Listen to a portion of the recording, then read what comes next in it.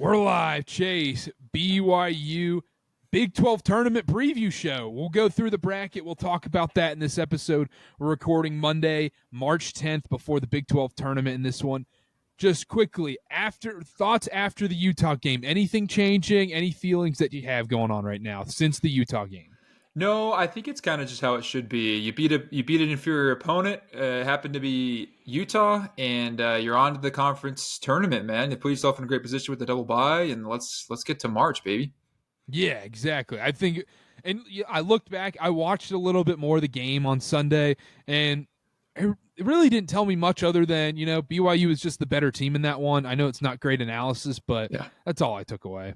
Yeah, I totally agree. They played them like they should. It wasn't the spectacular pounding we were maybe hoping for, but wins win. Yeah, and then other news as well. Big 12 awards were announced. Richie Saunders, first team all Big 12, so shout out Richie. He won Most Improved as well. Kelvin Sampson wins Coach of the Year. I don't think we put out the tweet or whatever. Well, I guess I put it out, but and then quote tweeted it from your personal account. Quote tweeted it from the personal as well. But I had to put it out there, see what the people thought, because I think some BYU fans would be upset that Kevin Young didn't get it. But I mean, it shouldn't even have been close. Kelvin Sampson was the clear winner. You go 19-1, you lose Jamal Shed, and you come in and you do that in year 2 in the Big 12. Clear Coach of the Year candidate or winner, by the way. Yeah, absolutely. I think that Coach Young deserves a whole lot of credit because for what he's done, and it came on really late here, obviously. But I think he was honestly third after what Grant McCasland did at Texas Tech. I'd put him third in the Big 12, and that's just a big positive for the conference. The fact that someone who did a good job as Kevin Young is still like only third. It just goes to show an incredible conference, an incredible list of coaches. I mean, Bill Self is not even in the picture with the year Kansas had, and he's one of the most legendary coaches of all time. Tommy Lloyd has somewhat of a case their first year in the Big 12. But what's most impressive for Kevin Young is how he was able to do this after just 1 year, Carter. Like, we knew this roster's good. They have a ton of talent. They don't make that turnaround without him and his coaching staff. And so what he's done is spectacular and will be remembered for the rest of probably BYU's history. This year, it has a chance to be legendary depending on what happens in the tournament. But no matter what, at this point, this is a legendary season and will be remembered because of what Kevin Young was able to do in year 1. I mean, he had never coached college in his life, man. And got to this point, top 4 seed in the Big 12. It's spectacular. And obviously it's the way it happened too, when there was the lowest of lows this year, losing at Utah, and then the turnaround since then has just been unbelievable. And then on top of that, I know BYU fans are going to be upset with me saying this. I still think this season is a success regardless of what happens in a crapshoot single elimination tournament. But I understand what BYU fans are saying when they're like, hey, we want to win a tournament game. There's a lot of talent on this roster, a lot of money spent. BYU, we should be going for winning a tournament game. Otherwise, it's not a successful season. But imagine telling yourself back in that after that Utah game, going, "Hey, by the way, you might be a 5 seed in March." I can't imagine. I mean, we would have been like, how? I don't mean if they would run the table, that might not even happen, right? And obviously they did. These last 8 games, haven't lost in a month. But yeah, I think the season is a success. Maybe people don't want to see that. Maybe they're just, and I totally sympathize with them. They're tired of losing in March. But you just got to take the wins where you can. This and that's not to say this team isn't going to do something special, because they absolutely have the potential to, and we might see it. But at the end of the day, you can remember this regular season as one of the best and one of the biggest turnarounds in all college basketball, to be honest. 100%. I'm looking at right here on BYU's Twitter right now. Also, shout out Yegor Demon was on the all-freshman team, and then also got all Big 12 honorable mention. The other thing I wanted to mention, it's a 10-team award. I didn't know it was a 10-player award. I didn't know we were still in the WCC. I thought it was 5 players. For the first team? Yeah. It's not like 5 and then is there a second team? All Big 12 first team. Caleb Love, Norchad Amir, Richie Saunders, LJ Cryer, Jawan Roberts, Curtis Jones, Hunter Dickinson, JT Toppin, Darian Williams, Javon Small. Is there no second team? I think there is a second team. I don't Oh, know. come on, man. That's a lot of What are we doing? that's a lot of players. And Jaeger Devin got honorable mention. It can't be 20 deep. If Jaeger only got honorable mention, he should have been second team, right? I think that's crazy. What we can't be giving out participation first team all conference awards. I understand these dudes are all really solid players and really great players, but man, it's a 5-team. It's an all team. No, it's 5 players. That's how this is done. The NBA doesn't. That's why they do a first team, second team, third team. You don't do, hey, everybody wins first team, all Big 12. Well, we really need to see. The NBA should do this. I'm having an epiphany right now. This is a stroke of genius. They should hold a showcase where they put all conference teams against each other. Do the ACC, SEC, Big 12, Big 10, and just do like a little 4-team showcase where you get like basically the all-stars from each conference, the all-conference team, and just let them play each other. As kind of like NBA showcase, also just to see what it would be like. Wouldn't that be fun? Man, I'd love to see that. In theory, I think it'd be awesome. Do you think anybody would try? No, it would turn into the NBA All-Star game. That's exactly what I was about to say. It would be. Well, they do have the college All-Star game. They randomly do like that Friday night before the Final Four. Yeah, but no one notable plays in it, and they have like a dunk contest, and you're like, who is that from? That's a classic summer rerun. It's like late June, or it's like late July or August, and all of a sudden you're like, the State Farm College All-Star thing is on. What? And it's still from April. They're just rerunning it at like 9 p.m. on a Tuesday in August. Yeah, exactly. I would think if you made it a part of like the combine kind of deal, if you're like scouts are watching you, maybe you could get a little competition in there. It'd just be fun to see the best players from each conference put on to represent that conference and go up against some other ones, because some really good players all around. Yeah. I don't hate it, but nobody would go for it. Yeah. No. Anyhow. Yeah. Anyhow. Just an idea. And then let's roll into the Big 12 tournament. We've got a lot of stuff to discuss here. I'm just gonna run through the BetMGM odds real quick, Chase. Shout out BetMGM, sponsor of the Field of 68. If once I get this pulled up, Chase, I'll read these odds here in a second. It's taking forever for me to pull it up right now. Here we go. Houston is even odds at plus 100. Texas Tech plus 350. Iowa State 6-1. Arizona 9-1. BYU 10-1.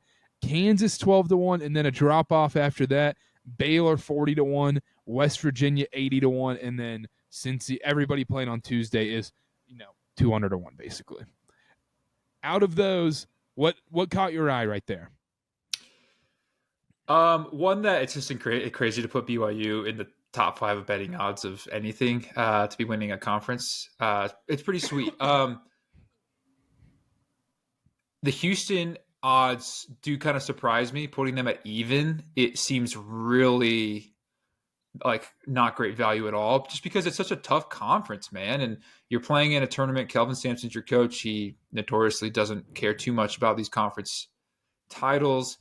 So even odds is a little wild to me, even though they are the best team in the conference, and with the record they have, it does reflect that, but it just doesn't. I don't know, man. There's a lot of good teams in this conference, dude. A lot of good teams, and Houston last year showed that just because you're the best doesn't mean you're going to get to Kansas City and it's going to be a cakewalk. And they obviously they lost that championship game to Iowa State. So, I that's interesting. And then I love, if you're looking for like straight value long shot, Baylor at 40-1? Yep. Is your bet. Not saying, I mean, you couldn't make a huge case for them and be like, look at them here, and here, because they've struggled and they have really good teams in front of them. But just as far as a value standpoint, if you really wanted to get frisky with it, they have the pieces to do it. They have an amazing coach. They have VJ Edgecombe and Katz that could get it done. But those are two things that caught my eye. Yeah, and another thing, too, is you talked about all the crazy coaches, at the top of the Big 12 Coach of the Year voting thing. You didn't even mention Scott Drew or TJ Otzelberger. It's such a deep list of coaches. It's insane. In this thing. Baylor, I think, is the value play there, the dark horse that you look at. Cincy's it's too tough to win 5 games in 5 days, and they have a gauntlet. They'll have to go through Iowa State or Oklahoma State, Iowa State, BYU, Houston, and then Texas Tech probably. And then the thing that jumped out to me was Iowa State 6-1 playing on Wednesday. Meanwhile, BYU having the double bye is 10-1 playing on Thursday. Therefore, it is very clear and evident that Vegas is going to have BYU as an underdog in a rematch against Iowa State. Very clear. And so when that game comes, if it does, I'd put the odds of that happening at like 90%. Then BYU is going to be an underdog again and a chance to prove that people wrong again. But also will be a super tough matchup, obviously, having seen Iowa State very recently. But we'll get to that a little bit later. That top half of the bracket, Carter, is tough. You have let me pull up the bracket if you're watching on X take a or look. YouTube right now. Shout out T3 Bracketology for the bracket graphic. Yeah, it's a little bit better than what it is what the Big 12 posted, just with some logos. If you look at that bracket, you have 1 seed Houston, obviously toughest team in the conference. BYU, obviously the hottest team in the conference. And then Iowa State is the 5 seed, man, playing on that Wednesday, the toughest Wednesday play by far. The bottom half, which is why you can talk yourself into Baylor a little bit. It's like, look, man, if they get hot, they'd have to beat Texas Tech, who is the second best odds, are really good. And then, like, it's a crapshoot from there. Maybe Kansas has figured some things out. They've been on a hot streak. They just took Arizona, and were able to beat them decently. Of course, that was in Lawrence, but that should be a rematch that should be fun to watch. If that semifinals ends up being Kansas, even if it's Arizona, they've been prone to let a few games slip here and there. So top half of that bracket is going to be a grind, and it'd be interesting to see who comes out of it. Yeah, I think the top half is pretty tough. But you look at the bottom half, and you go outside of Arizona, because I think they're trending pretty far downward right now. I mean, even Kansas, you look at Kansas and you go, look, they've dominated this tournament in the past. And what better thing for Bill Self to sell right now is like, hey, guys, nobody believes in you. We're 20, 30 minutes away from our campus. Let's go make a run in this thing. And let's say, Arizona isn't super big on trying to win this tournament. Obviously, everybody's going to play hard and everything. But let's say Arizona kind of has one foot towards March Madness and 1 foot still in Kansas City. I think Kansas is a live dog here, and I know that's crazy for me to say that Kansas has a chance at making it far in this thing, because I think I've been the number one Kansas hater since before the season. I've never believed in this team, but these tournaments get weird, they get wonky, and Kansas can play really, really tough defense, and defense is going to travel, especially in conference tournaments. Sometimes in the NCAA tournament, you got to have that blend of shooting and defense, but these hard-nosed physical teams, they typically win a lot of the times in these Power 5 conference tournaments. Yeah, absolutely. In fact, on some books I've seen, Kansas has better odds than BYU to win this whole thing, which probably is just the Bill Self history of Kansas basketball factor. But also a lot of what you said. Sometimes, Carter, honestly, this might be an unpopular take. Sometimes the conference championship winner is just whoever wants it the most, who is most focused on winning that title. The truth is, some teams, they'll never admit it, ever, but some teams aren't really focused on it. And some teams are looking forward to that big dance, what they can do there, and maybe don't take this as, they take it serious, but they just don't put as much stock into it as maybe we'd like to see, or maybe they should if they wanted to win the whole thing. So sometimes if you just come in the hungriest dog, you can find your way in the championship title game. And at that point, anything can happen. You can win the thing. I absolutely agree. Let's get into the top half of this bracket real quick. Let's talk about BYU's potential matchups right now. BYU, it's likely they're going to play Iowa State. I would assume Iowa State's a double-digit favorite against the winner of Cincinnati, Oklahoma State. And let's first talk about a potential BYU-Iowa State matchup. Going into this game, obviously we all know what happened about a week ago. Double overtime thriller. BYU pulls it out at the very end. What are your thoughts going into the Iowa State game? Do you want BYU to go full throttle and win this game and, make a run in this conference tournament? Or, are you going to be upset? Are you going to be terribly upset if BYU loses in this quarterfinal matchup? What are your thoughts going in? Again, this might be a pretty unpopular take, but that's okay. That's what this podcast is for. I wouldn't be upset if BYU lost at all. And a part of me thinks that this BYU team needs a little bit of a wake-up call. It needs a little bit of a, hey, you're not invincible. You're not perfect. Heading into March in this big tournament now, let's see if they can kind of get shaken up a little bit. I mean, I don't think they are going to, but that's kind of my reasoning, because these last 3 games, especially, they've started off so slow, and committing almost 30 turnovers is just not going to win you a game in the NCAA tournament. Like, that's when those are going to really kill you. The fact that they got away with it names Iowa is insane to me there in double overtime. But they did. And so I think a wake-up call would be pretty beneficial for the Cougars long term. But if they win, that's amazing too. And I think there's a lot of confidence that can be brought in from beating a team like Iowa State twice, and then heading into probably a matchup with Houston, seeing where you're at as a good benchmark from that 30-point loss months and months ago, right, at the beginning of conference play. And then, hey, if you can win that, then you're like, let's just win this whole dang thing. So I'm really torn. I'm not saying I want BYU to lose. I would never say that. But I'm saying it might be what's best for them at the end of the day is to lose that quarterfinal to Iowa State. Yeah, it's this weird thing, because you never want to lose a game, but at the same time, let's say, okay, it's not going to be an easy game against Iowa State, so then you got to play Houston next. Houston can rough you up, man. Houston's going to play super physical basketball, and then all of a sudden, you just use so much energy just to get to the Big 12 title game at that point. And then you got to play, because BYU's Thursday, Saturday rule, then you got to turn around and you got to play 4 or 5 days later on Thursday in March Madness, what truly, truly matters. And so I agree with you. My number one thing is just stay healthy. The BYU, if there is anybody with a lingering injury, Cannon Catchings is day-to-day right now. Kevin Young said in a presser today he's not sure if he's going to be playing in the Big 12 tournament. I would just keep a guy like that out just based on precaution. Don't risk it in this. There's no point, especially you look at the potential teams you're going up against: Cincinnati, Iowa State, Houston, or even West Virginia if they pulled it off, and then Texas Tech. Those are all super, super, super physical basketball games you're looking ahead towards. And so if there's any lingering injuries, just keep these guys healthy for March Madness.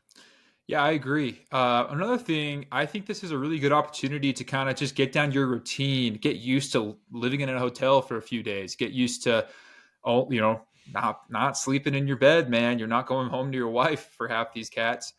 You got to go play a tournament, because when you're going to be on the road when it comes to March Madness and playing in the NCAA tournament, and that can be a factor. You'll be playing in a different gym. It's going to be like, you're going to be playing at 10 o'clock. You're going to need to warm up. You're going to need to accelerate. BYU's played a ton. I can't remember the last time they didn't play before 5 o'clock, Carter. It's been a UCF? I think that was it, and that was months ago. So BYU needs to get used to this idea of like living in a hotel, out of a suitcase.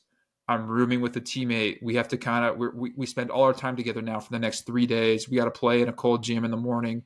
Bring the energy ourselves. We don't have nearly as many fans, all this stuff. They've shown that they've been able to bring that energy on the road, but doing it in such a unique way, knowing that you don't know exactly when you're going to go home, right? You're going to be playing the very next day. If they do win this quarterfinal, guess what? You go to bed, you wake up, you do it all over again. You probably do a film session that night, then you wake up, you got to do film again, warm up, practice, game that night. If you win that, guess what? You're doing it all over again. In March Madness, you only have 1 day in between to buffer that for the first 2 rounds. And if we want BYU to make a run here, they're going to need to get used to playing in that style, that tournament, that if you ever played travel ball in any sport, that feeling. It just throws you off a little bit. So getting used to that, I think, is big here for the Big 12 tournament. I think 100% too. Also, it goes back to our interview with Eric Mika. Shout out. Go watch that interview with Eric. But he talked about it where he goes, like, he's been at practice, he's been around the team a little bit, and he's like, yeah, you can just tell these dudes genuinely like each other, and I think that bodes super well into March because, like you said, you're going to be spending so much time with this team, especially in the tournament because, look, you don't get to go home to your apartment or your house and hang out with your family and your other friends or whatever. You're going back to a Marriott hotel, and you're hanging out with the same dudes you've been with all day and played a hard-fought game and everything like that. And luckily, I think this team gets along great, and I think the chemistry is there. So I don't necessarily worry about them about that, but you did make a great point with the early tip-off. I mean, yeah, like we said, when was the last time BYU had an early tip-off like this? There might be – people are going to draw conclusions back to the old BYU football, the vampire Cougars or whatever, and they're only good playing at night because – the way it shakes out is BYU's likely going to be playing during the daytime the rest of the season until if they make the second weekend.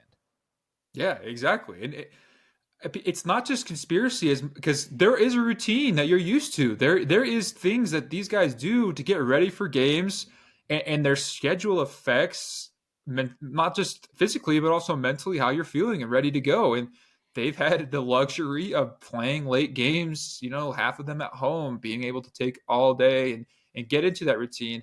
They're obviously super capable of doing this, and maybe we're making it bigger than it needs to be.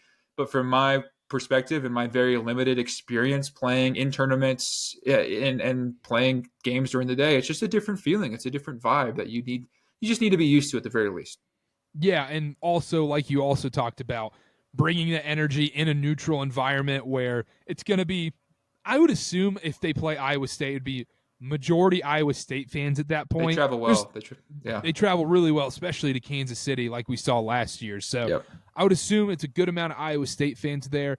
But going back to that game, who do you like in that matchup? If it's BYU Iowa State, do you see BYU moving on to the semifinals? This might also be unpopular. This is going to be unpopular. I probably wouldn't see BYU beating them, twice in the span of 10 days, especially the way that game ended, the way Iowa State probably felt about BYU spoiling their senior night, and the way Iowa State's been playing when healthy, and BYU's been the one anomaly in that stretch for Iowa State. They're also dang good, super talented, an amazing head coach, and they'll have a lot of film and a lot of time to get ready for BYU, and they'll have the little bit of a benefit of playing the day before, maybe getting their legs under them, getting used to an early tip-off like BYU probably won't be able to. I don't know how much that affects it, but it's just a really good team, and beating a team that good twice in 10 days is just hard. Okay. And like BYU is really good, and I don't want to take anything away from those guys or what they've done. I just would probably put my money on Iowa State. Yeah, I'd lean Iowa State too, Chase. I'm not going to lie. I think TJ Otzelberger, the way he coaches, the way this team plays, this team was designed for the Big 12 tournament. My only caveat I think about is, look, I think TJ Otzelberger would honestly be very happy getting out of this tournament by Thursday, just so he makes sure they've been injured all season long. All he cares about, I think, is making sure this team is healthy for the following week, because this team has dealt with so many injuries. I don't know if you're an Iowa State fan, I think you're looking at this like, do I really want to play BYU? Do I really want to play BYU? Do I really want to go to Houston? Do I really want to play Texas Tech and try and win 4 games in 4 days? Now, it is an awesome run. If BYU or your team ends up going to the Big 12 title game and even winning it or getting in a close game, that is an awesome run. I still wouldn't trade. I would still rather pick that over anything. But that's the one thing I'm worried about Iowa State. But I think Iowa State's going to want revenge pretty bad against BYU. And I would, I think also playing that game a day before. Now, the 2 games before, I think, is tough on your legs. But 1 game before, playing the next day, you're used to the environment, you're used to the court, you're used to the gym, and you're not. It's not a weird foreign thing for you. I think that is a big advantage. Yeah, I totally agree. If I was to put the blue goggles on for a little bit, because I know people probably want to hear that in this podcast, but we're both ways here, and we say what we think. But let me put the blue goggles on for a sec.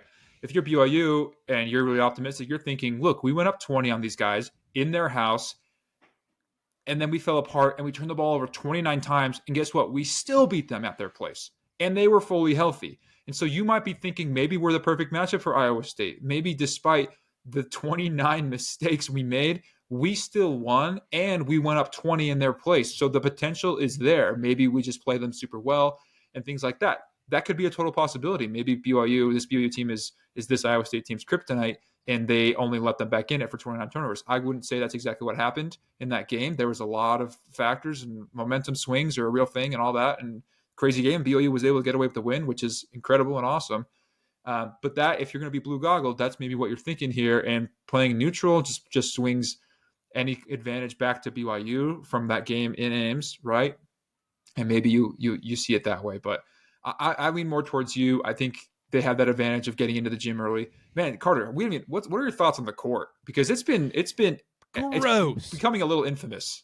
No, it's awful. It's a terrible court. And look, any Big 12 representatives that might be listening to this, I'm sorry, but we got to be honest here. It's an eyesore. It's terrible to watch on TV. Chase, you and I both get migraines. We're having to snort some Excedrin before watching these games, dude. It's awful watching this. It's bad. I think it's a bummer because I think on paper it could be really cool. And I think in the drawing boards they were like, this might be pretty sweet here. And I am one. I'm all for a decorated court. I actually think that's fun. I think keep it different. There's no need to just keep a basic hardwood everywhere you go. I hate when there's a bunch of ads, but we all hate when there's a bunch of ads. But like I'm all for like a cool looking court. They just missed with this one. All right, the gray. I mean, it looks, and then the TV just it does not look pretty. I bet it's not as bad in person though. I bet in person it looks a little bit better. And I'm telling you, on the drawing board in the meetings, I bet it looked sweet. I bet it looked really good. But I bet it did. In reality, awesome. It's not it. Yeah, it's like people who've been, remember the old Oregon court where it's like almost looked like someone took a whiz on the court, basically. Yeah. Apparently in person it looked pretty sweet. I'd never been to Eugene, so I never saw it. Or the basketball court in Eugene. Never saw it, but apparently in person it looks kind of cool. On TV, it looks like someone kind of used the bathroom on the court. Yeah, and this one, like I don't mind the design. Like, okay, there's 12s all over the court, but the gray, the black, and like the fact that there's so many of those lines on the court is tough to look at. Yes, it is. And then I'll try and pull it up here in a second for the people watching on YouTube or X right now. But the court stuff as well. But yeah, looking at it, we can put on the blue goggles for a second here. We're in no way, shape, or form are we saying BYU can't win this game. I think that it should be closer to a pick'em. I think if I had to give a percentage on it, I'd say 55-45 Iowa State, if we're being honest. I think it's a really, really close game regardless. And I think BYU can absolutely win. And also, there's a real part of me that wants BYU to win this game so we can see a rematch versus Houston and to see how much more BYU has grown physically compared to the last time they played when they got absolutely punked. If we see BYU Houston, I am rooting for that game, and I am very excited to see how BYU would respond to a Kelvin Sampson coach defense. I totally agree. I would love them to win one, and then I wouldn't love them to lose, but I just really want them to go up against Houston, like you said. And Kevin Young even said this, talking about the Utah game, the first time they played back in early January. He said after this most recent Utah game that this is a completely different team. He said he would love to see them against anyone else that they played before because he just knows it's going to be different. And in this case, Houston's your toughest test and the best team that you've played all season. And so you have a chance to show the people what has changed and how you are different, because they are, and they've won 8 straight to prove it. Here's the court on the screen if you are watching. And again, like, you see the vision, you see the theory, but man, it just doesn't work. Can I be nice to about something real quick? Yeah, sure. I love the design of the Celtics court. Thank you. Yeah. I mean, I think that's the best design. Perfect. Yeah, I think that's how basketball courts should look. Yeah, it's got a little bit of flair, but it's not in your face. It's just super aesthetically pleasing, and the green complements it. Again, I'm all for trying new things with the court. I think it's fun. Like, I think football, especially for conference tournaments, some of this. Yeah, try it out, man. Like, do something with it. I think March Madness does a great job. The courts are simple, but the borders are always like different colors. They have the location, who sponsors it, all that stuff. I like that stuff. I like putting stuff on the court to make it give it a little bit of flair. The Big 12 just missed. Sorry, guys. Yeah, and the March Madness courts, the color pop's great. It's such a great switch to what it was like in the 2010-ish range, where it was just the black and the NCAA blue, and that was it. Yeah, it didn't look very clean, in my opinion. And now I think it just pops on your TV when you see that March Madness logo at midcourt. And it's different. You know, you're watching March Madness. Like, that's what I like about certain things, like the old Big Ten tournament logo. You just knew you were watching the Big Ten tournament. Like, it was special that way. And so March Madness has got that down. It's like, it's just, this court's just a little bit different. The Big 12's trying to do it. I think just go back to the drawing board. Let's see something else a little. Yeah, do something cool next year. It's okay. I Yeah. would like to see if them go away from just from the black and white and just go to a more colorful thing. Maybe use a little bit of that Phillips 66 red there or something. But yeah, this has no bearings on what's going on in the tournament right now. But yeah, going back to, let's talk about basketball. I know we're flip flopping, but BYU Houston. If that game happens, I'm very excited about it. I really want to see that. That's the matchup I'm honestly most looking forward to in this tournament.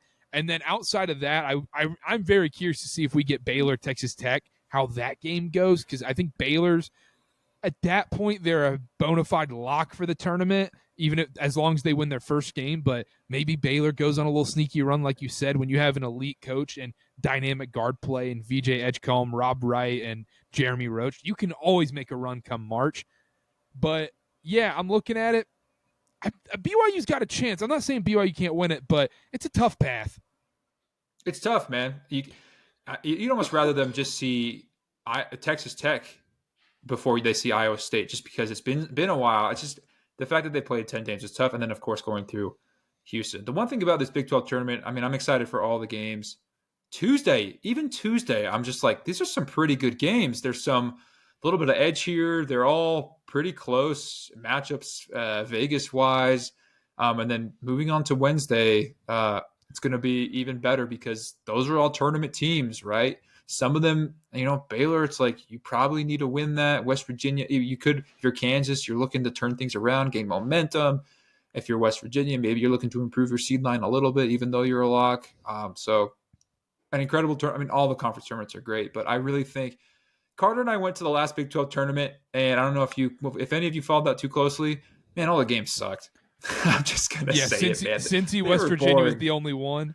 I remember we're sitting there like right by the court at Cincy, West Virginia. We're looking at each other like, this is about to be the best week ever. We're about to see some awesome basketball. It's only Tuesday, and then every game after that just stunk.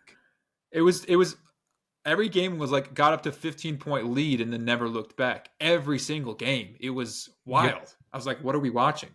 It was bad. Yeah, so I think this one's going to be a lot better. Yeah, I'm just hoping for close games in these earlier ones, just fun basketball. And then I'm really looking forward to Wednesday because you look at all the Wednesday tournaments. Wednesday has all the NCAA tournament bracketology around it as well, because the Tuesday tournaments are ACC and Big 12. None of these teams are making it to March Madness at either of these conferences playing on Tuesday. But Wednesday, the SEC has their first round. I think that entire conference is eligible for the tournament at this point. Then you look at this right here. You got Baylor, West Virginia, Kansas, Iowa State. Those are all awesome teams to watch, and we're going to see some awesome games. I'm so excited. This is the best 2 weeks of the year, man. Best 2 weeks. Best 2 weeks, man. Can't wait. So excited. But anyhow, let's do some predictions real quick.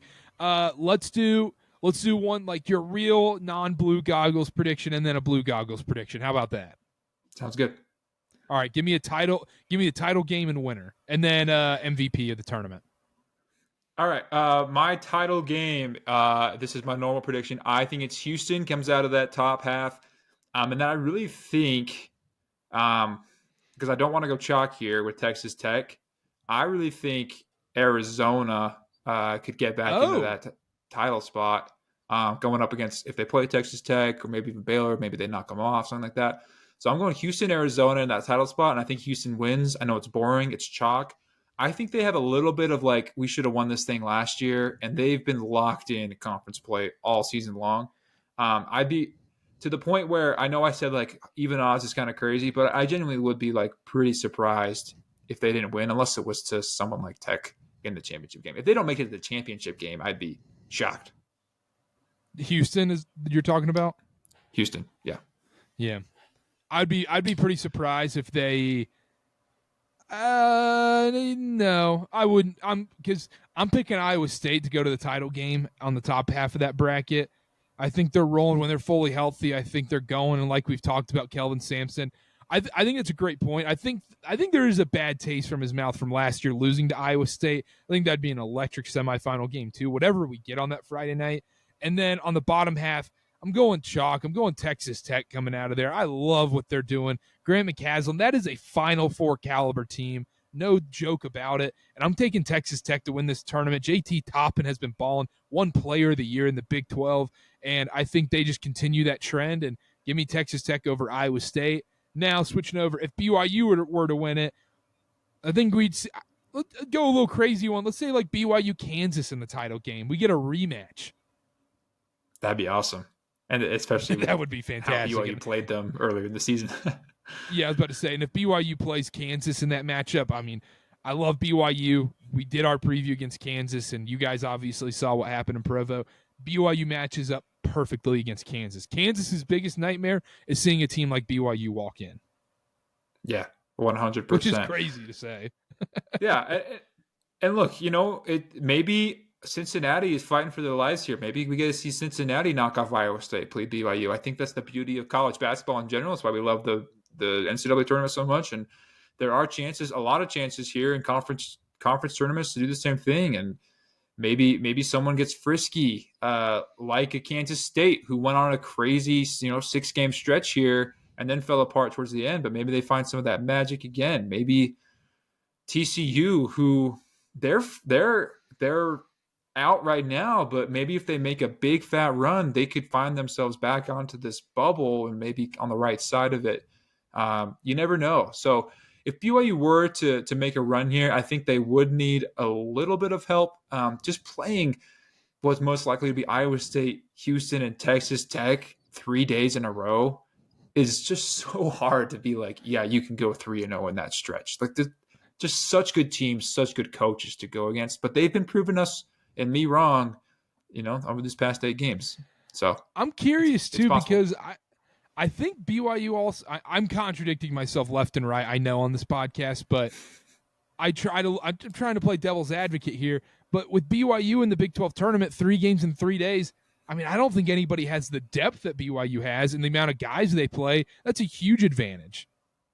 You're absolutely right. That is a massive advantage. And I think they have a great balance of experience, guys who have actually played in this tournament before, and then a bunch of fresh young legs that have become acclimated to playing basketball in this conference and the style it needs, who also bring a fresh perspective. Look, there's a lot of things good about BYU, and I feel like maybe I've been a little negative towards them, and I think what they've been doing is awesome. I'm just trying to be realistic and share my honest feelings. But BYU has a chance to win this thing. There's a reason that they have the 5th highest odds, and they're the 4th seed. It's because they're a good freaking basketball team who deserves to be in that spot. And I'll tell you what, if you're Iowa State, you're like, what the crap, dude? We have to play BYU again? Like, you're and if you're Houston, you're like, oh, crap, BYU in the semis. Like, we haven't seen them in a long time. They look way better. You might be feeling a little different. So I know that every other team in the Big 12 does not want to see BYU. That's for sure. Yeah, absolutely. And you looked, I mean, okay, let's play this game. If you were playing on Wednesday, what's the most favorable path? You'd probably say Kansas's path, right? Yes, Kansas has, in my opinion, the best path to get to the semis and then even the championship, for sure. I love it. All right, that's it for the Big 12 tournament stuff. Last thing before we wrap up here, I'll share my screen and play this video real quick. If you missed it, shout out the Madsen brother on Utah.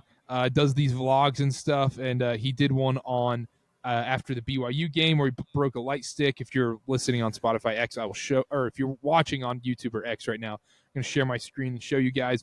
And the tweet came from at Booze Cougs. And here we go. Let me play this for everyone real quick. Make sure it doesn't blast your ears. Okay. Well, on that note, in all seriousness, it was a pretty good environment. Yeah, definitely one of the best ones I played in. So it kind of lived up to the hype. I had heard good things about the arena. Kudos to all the fans that were there. That was a good environment. I will say it'd probably be fun to play at for BYU and have those fans, because that was pretty sick. And that's something I hope I experience in the future. Not that I haven't at certain places, but playing where people really care about basketball. So hopefully my pro career takes me somewhere. As the environment to the game and just the experience for everyone. So I will say kudos to the BYU fans. That was pretty sick. Interesting comments right there, Chase. Wild comments. Yeah, I mean, I wouldn't have guessed that would ever happen to a guy in like a family who truly hates BYU. Like, yeah, they can't stand them. I respect it. I respect it a lot. I mean, he's telling the truth, and it just says a lot. It really does. Yeah, I think that message was more for probably Utah and that program. I think, look, it's not fun going to your games, man, and there's 1,000 people in the crowd. There's curtains up, empty seats everywhere you look. That just sucks. It's a sucky feeling, especially when you played decent hoops. You exceeded expectations, and you actually won some pretty big games. You beat Kansas in Salt Lake, and you got to beat BYU in Salt Lake. Obviously, that game was packed. It was the only one. Even that Kansas game with Bill Self and the Kansas Jayhawks came to town, and they still were at, I don't even know, but like 50% capacity. And so I think that message is more for the program. He obviously is insinuating he's done there and didn't even like give any credit to them. He's like, other places I've played at or had pretty good environments. But you can't blame him, and you do got to respect it because he's just telling it like it is. And BYU is like the poster child for incredible game experiences, and especially Saturday, it was bumping. So yeah, and it was nice. There's so much crap in the rivalry. You see all these burner accounts on both sides of it, like we talked about with Mika, where it's like, oh my gosh, man, it's a cesspool in here. It's I can't stand reading any of this crap on Twitter from both sides of the argument with these teams. And it was just nice seeing someone being real about something. Yeah, I totally agree. I think you don't have to sugarcoat it, but either way, right? He ripped up the thing to show he's like, I still hate them, but then it was honest about his feelings, and it was a sweet environment. We were there. Last thing before we go, Alex Jensen, it's announced that he's going to be staying with the Mavericks until the end of the season, the end of the NBA season. The Mavericks might not even make the playoffs with the injury issues they have right now. I think that's kind of a crazy move. I think it is. I think you need to get on the recruiting, path ASAP Rocky, and you need to be getting in the building. You need to be establishing your culture. You need to be pitching to guys who are already there. You need to be doing all that stuff as soon as you possibly can. He still has a chance. Kevin Young didn't join BYU until, the Suns were done with their run. Obviously, it was much closer. They were already in the playoffs, and he was going to stick with them. They got swept, by the way. And so he was able to come in and then start to do stuff. My guess is a guy like Alex Jensen, and Kevin Young did this too. He's doing work behind the scenes away from the Mavericks for Utah's program and everything. And Kevin Young was able to do that and get on recruiting early, and it led to some pretty amazing guys coming to BYU, and it's worked out. So it is kind of wild though, because it's this early in the season, and Utah and their administration accelerated the process, I think, for that reason. One, to get the guy that they wanted to get, and two, to just move on as quickly as possible. And it just seems like you just fully can't. Well, this guy's, Alex Jensen's going to stay with the Mavs, but also kudos to him, like you finishing out the job you had there and doing what you can to get their season to where they want it to go. But it is kind of, not to talk about the Mavs right here, but it's downhill with all the injuries and stuff. Yeah, absolutely. And then on top of that as well, I think the other key part is this gives time to pitch to donors like, hey, look who we got coming in to be the head coach. We got an NBA assistant. This dude's been around the block, understands the game, can recruit. We just need money to help with this program right now. So it gives more time to, I think hiring him quick made a lot of sense when you break everything down. It's just, you see a guy like Jay Lucas from Duke going straight to Miami even before the ACC tournament, like, hey, I got to get on the road. Like, we got to recruit now. This is how this goes right now. And I think it's a little different. I think being an assistant in college and being an assistant in the NBA, I feel like those are two very different jobs. Yeah, for sure. And so, like I said, I think he can do stuff kind of behind the scenes. And I'm sure he's got guys that he's already thinking to put on staff who are going to be helping him out with that and covering for him. It's just, I don't know. I've never been put in that position, so I don't know exactly what it's like. But yeah, I'm curious. I mean, I think it was a great hire, but we'll see. Anyhow, that's enough talk about Utah. That's it from us. Make sure to follow at Chase_Rogers0, at Karter BA, at ChurchBallPod on everything. So schedule update, we will be doing a live reaction right after BYU's quarterfinal matchup. And if they win that game, we will also do a preview in the same show That'll be live on X at Church Ball Pod. So we'll go live immediately after the game, not the press conference, right after the game. And we will do a live reaction plus preview if BYU advances to the semifinals. And then if they don't, if they lose, we'll react, we'll talk about everything, and then we'll be doing a Selection Sunday show on Sunday, and we'll see if we go live for that one. We'll TBD. I think we'll probably go live, though. Yeah, live during it, maybe to get the people in there talking with us about it. I don't want people spoiling it, though, because, maybe my YouTube TV is like 5 seconds behind. I don't want people spoiling stuff on Selection Sunday. I vote we go live right after the bracket gets revealed. Sounds good to me either way. Yeah, let's do it. All right, sounds good. Anyhow,